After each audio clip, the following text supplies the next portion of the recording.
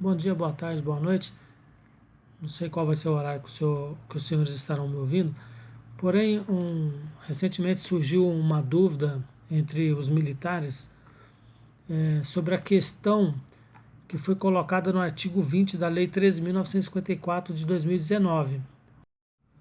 Então, o que ficou registrado lá na Lei 13.954 de 2019? Artigo 20 diz o seguinte: o oficial da ativa, da reserva remunerada ou reformado, contribuinte obrigatório da pensão militar, que perder posto e patente, deixará aos seus beneficiários a pensão militar correspondente ao posto que possuía, com valor proporcional ao tempo de serviço. Parágrafo único. Nas mesmas condições referidas no caput deste artigo, a praça contribuinte de pensão militar com mais de 10 anos de serviço, expulsa ou não, relacionada como reservista por efeito de sentença ou em decorrência do ato de autoridade competente, deixará aos seus beneficiários a pensão militar correspondente à graduação que possuía, com valor proporcional ao tempo de serviço.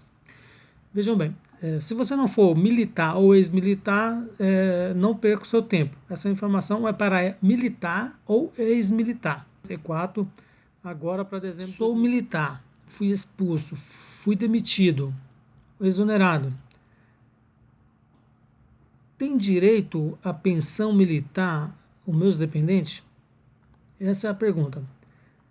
Porque o que diz a legislação? Deixará aos seus beneficiários a pensão militar correspondente ao posto que possuía, no caso de oficiais e no caso de praça, graduação. Então, no posto que possuía ou na graduação que possuía, ele deixará a pensão correspondente. A pergunta que não quer calar: fui expulso e demitido. Os beneficiários terão direito à pensão? Então, vamos verificar, pessoal, de onde veio essa ideia que parece que foi uma vantagem que foi concedida pelo governo atual, governo federal, mas não foi. Essa previsão, ela já existe há muito tempo, conforme eu vou explicar. Se você lê a Lei 3.954 de 2019, você vai pensar que esse artigo se refere a todos os militares, e não é. Assim que você começa a ler a legislação, você vai ver que está escrito lá o seguinte: a Lei 3.765, de 4 de maio de 1960, passa a vigorar com as seguintes alterações. Aí ele coloca esse artigo 20, que na verdade, pessoal, esse artigo 20 ele não foi colocado lá por acaso. Esse artigo 20 ele já está no decreto 49096 de 10 de outubro de 1960, que regulamenta a lei das pensões militares federais.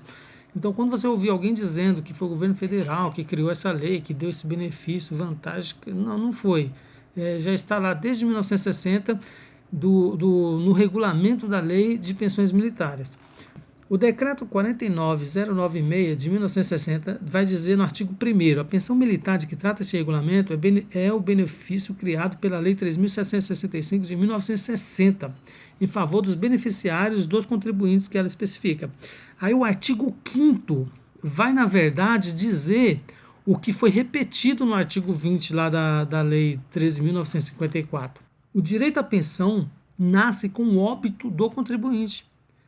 Então, ou seja, o militar foi expulso, demitido ou licenciado e ele continuou contribuindo, vai surgir o direito à pensão para quem? Para o seu dependente. Neste caso, porque ele é contribuinte e faleceu. Pessoal, não tem lógica o ex-militar ou militar requerer pensão estando com vida. Lá no artigo 38 vai dizer: são documentos essenciais ao processo de habilitação da pensão militar. O quê? B. Certidão de óbito do contribuinte. Como você vai requerer pensão se não tem a certidão de óbito? A pensão, na verdade, ela significa uma espécie de vantagem que você pode receber de forma vitalícia ou temporária. Mas o regulamento da Previdência Social, por exemplo, ele especifica exatamente de forma clara, pensão por morte. Se você ler o regulamento da Previdência, você vai ver lá, pensão por morte. No caso dos militares, fizeram criar essa celeuma porque colocou pensão militar, não pensão por morte. Mas no decreto você vai verificar no artigo 28 que ele vai dizer o que vai trazer o direito à pensão, ou seja, o fato gerador da pensão é o óbito do contribuinte. Então não resta dúvida que a pensão, mesmo que esteja escrita como pensão militar, ela só vai nascer a partir da morte do contribuinte.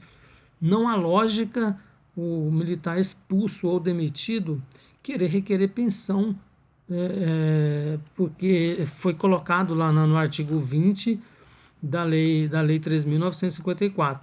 não há lógica. Então, preste atenção.